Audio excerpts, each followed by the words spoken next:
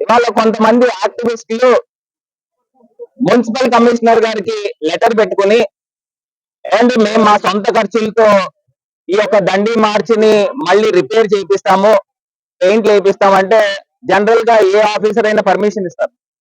దాంట్లో భాగంగా పర్మిషన్ ఇచ్చిన తర్వాత ఇవాళ మేమంతా కూడా ఇక్కడికి వచ్చి పెయింట్లు ఎలా చేశారు అనేది చూడటానికి ఇక్కడికి ఈ ప్రాంతానికి వస్తే ఇంతమంది పోలీసులు ఇక్కడికి వచ్చి చూడనివ్వకుండా అడ్డుకుంటూ ఉన్నారు.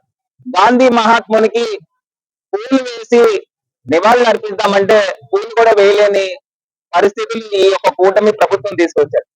ఒకటే అంశం అడుగుతున్నా, ఒక 2 నెలల క్రితం అనుకుంటా మహాత్మా గాంధీ గారి చేతిలో బియర్ బాటిల్ పెట్టారు. ఇదే దండి మార్చ్ లో బియర్ బాటిల్ పెడితే అప్పుడు వచ్చి మేము ధర్నా చేసి నినాదాలు చేశాం. ఇప్పటిదాకా పోలీస్ డిపార్ట్మెంట్ అది ఎవరు చేశారో, ఆకతాయిలు చేశారా, లేకపోతే కిటన్ వాళ్ళు చేశారా, లేకపోతే దేశద్రోహులు చేశారా, ఎవరు చేశారా అనేది పట్టుకున్న సందర్భం ఇప్పటిదాకా లేదు. ఇవాళ మేము వచ్చి ఇక్కడ శాంతియుతంగా మహాత్మా గాంధీ గారి పెయింట్లు అందరూ చేశారు.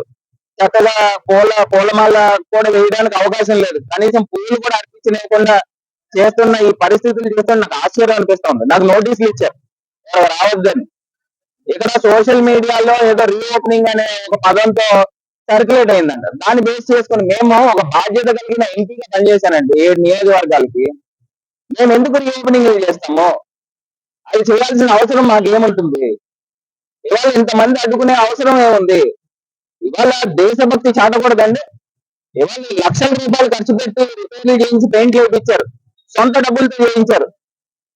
కొంతమంది యాక్టివిస్టులు, సోషల్ యాక్టివిస్టులు, మా అభిమానస్తులు. మరి ఈ కూటమి ప్రభుత్వం వేయచ్చు కదా, 2.5 సంవత్సరాల నుంచి ఎందుకు వేయట్లేదని అడుగుతున్నాం. ఈ దారి ఎమ్మటి వెళ్తా ఉంటే మాకు నిజంగా మనసుకి బాధ కలుగుతా ఉంది. మొత్తం పెయింట్లు ఊడిపోయి, టెచ్లు ఊడిపోయి, దారుణమైన పొజిషన్స్ ఉన్నాయి. బిఫోర్ వీడియోలు చూపిస్తాను. మరి ఈ పరిస్థితుల్లో పోలీస్ డిపార్ట్మెంట్ ఇంత రాద్ధాంతం ఎందుకు చేస్తున్నారు?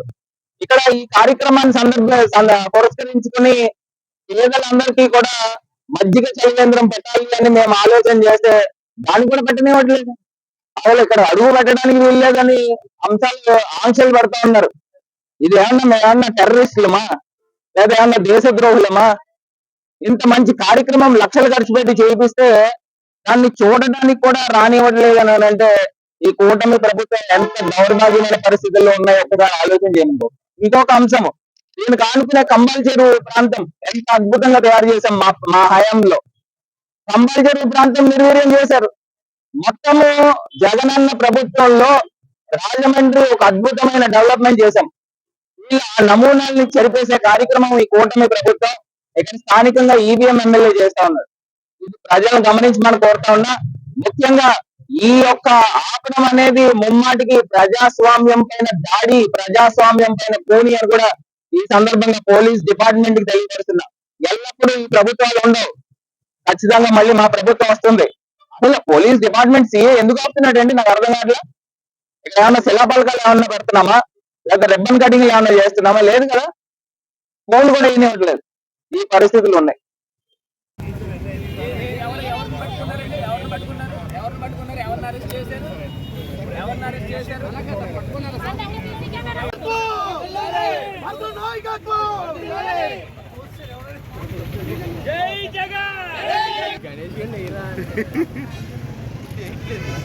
ఇంకా జరగాలి, ఇలా జరగాలి, ఇంకా జరగండి, ఇంకా జరగండి.